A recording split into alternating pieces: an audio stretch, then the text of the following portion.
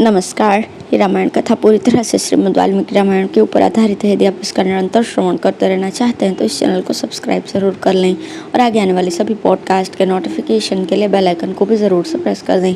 अब हम सुनेंगे 40वां सर्ग, सुग्रीव और रावण का मल्ल युद्ध। तदंतर वानर युद्धों से युक्त सुग्रीव सहित श्री राम सुवेल पर्वत के सबसे ऊंचे शिखर पर चढ़े, जिसका विस्तार 2 योजन का था। वहां 2 घड़ी ठहरकर 200 दिशाओं की ओर दृष्टिपात करते हुए श्री राम ने त्रिकुट पर्वत के रमणीय शिखर पर सुंदर ढंग से बसी हुई विश्वकर्मा द्वारा निर्मित लंकापुरी को देखा, जो मनोहर काननों से सुशोभित थी। उस नगर के गोपुर की छत पर उन्हें दुर्जय असुर राज रावण बैठा दिखाई दिया, जिसके दोनों ओर श्वेत चंवर डुलाए जा रहे थे। सर पर विजय छत्र शोभा दे रहा था। रावण का सारा शरीर रक्त चंदन से चर्चित था। उसके अंग लाल रंग के आभूषणों से विभूषित थे। वो काले मेघ के समान जान पड़ता था। उसके वस्त्रों पर सोने का काम किया गया था। ऐरावत हाथी के दांतों के अग्रभाग से आहत होने के कारण उसके वक्षस्थल में आघात चिन्ह बन गया था। खरगोश के रक्त के समान लाल रंग से रंगे हुए वस्त्र से आच्छादित होकर वो आकाश में संध्या काल की धूप से ढकी हुई मेघमाला के समान दिखाई देता था। मुख्य वानरों तथा श्री रघुनाथ जी के सामने ही राक्षस राज रावण पर दृष्टि पड़ते ही सुग्रीव सहसा खड़े हो गए। वे क्रोध के वेग से युक्त और शारीरिक एवं मानसिक बल से प्रेरित होकर सुवेल के शिखर से उठकर उस गोपुर की छत पर कूद पड़े। वहां खड़े होकर वे कुछ देर तो रावण को देखते रहे, फिर निर्भय चित्त से उस राक्षस को तिनके के समान समझकर वे कठोर वाणी में बोले, राक्षस, मैं लोकनाथ भगवान श्री राम का सखा और दास हूँ। महाराज श्री राम के तेज से आज तू मेरे हाथ से नहीं छूट सकेगा। ऐसा कहकर वे अकस्मात उछलकर रावण के ऊपर जा कूदे और उसकी विचित्र मुकुटों को खींचकर उन्होंने पृथ्वी पर गिरा दिया। उन्हें इस प्रकार तीव्र गति से अपने ऊपर आक्रमण करते देख रावण ने कहा, अरे, जब तक तू मेरे सामने नहीं आया था तभी तक सुग्रीव था, अब तो तू अपनी इस ग्रीवा से रहित हो जाएगा। ऐसा कहकर रावण ने अपनी 2 भुजाओं द्वारा उन्हें शीघ्र ही उठाकर उस छत की फर्श पर दे मारा। फिर वानरराज सुग्रीव ने भी गेंद की तरह उछलकर रावण को दोनों भुजाओं से उठा लिया और उसे फर्श पर जोर से पटक दिया। फिर तो वे दोनों आपस में गुथ गए। दोनों ने के ही शरीर पसीने से तर और खून से लथपथ हो गए तथा दोनों ही एक दूसरे की पकड़ में आने के कारण निश्चित होकर खिले हुए सेमल और पलाश नामक वृक्षों के समान दिखाई देने लगे। असुरराज रावण और वानरराज सुग्रीव दोनों ही बड़े बलवान थे, अतः दोनों घूंसे, थप्पड़, कोहनी और पंजों की मार से बड़ा असह्य युद्ध करने लगे। गोपुर के चबूतरे पर बहुत देर तक भारी मल्ल युद्ध करके वे भयानक वेग वाले दोनों वीर बारंबार एक दूसरे को उछालते और झुकाते हुए पैरों को विशेष दांव पेच के साथ चलाते चलाते उस चबूतरे से जा लगे।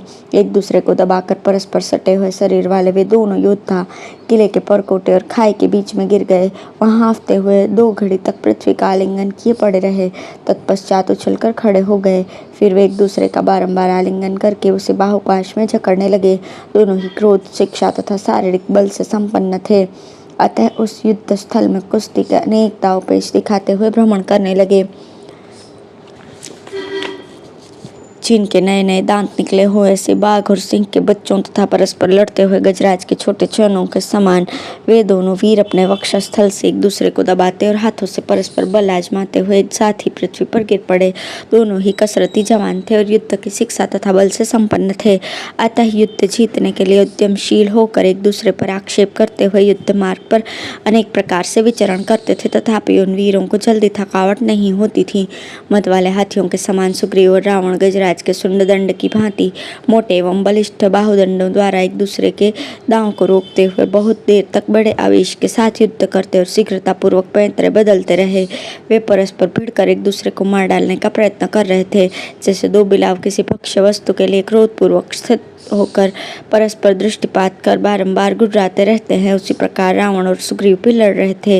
विचित्र मंडल और भांति भांति के स्थान का प्रदर्शन करते हुए गोमूत्र की रेखा के समान कुटिल गति से चलते और विचित्र रीति से कभी आगे बढ़ते और कभी पीछे हटते थे।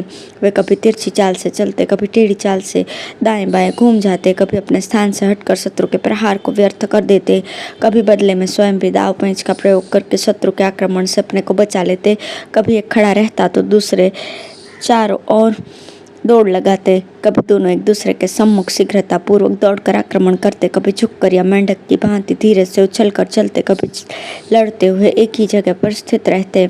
कभी पीछे की ओर लौट पड़ते, कभी सामने खड़े खड़े ही पीछे हटते, कभी विपक्षी को पकड़ने की इच्छा से अपने शरीर को सिकोड़कर या झुकाकर उसकी ओर दौड़ते, कभी प्रतिद्वंदी पर पैर से प्रहार करने के लिए नीचे मुख किए उस पर टूट पड़ते, कभी प्रतिपक्षी योद्धा की बाह पकड़ने के लिए अपनी बाह फैला देते और कभी विरोधी की पकड़ से बचने के लिए अपनी बाहों को पीछे खींच लेते।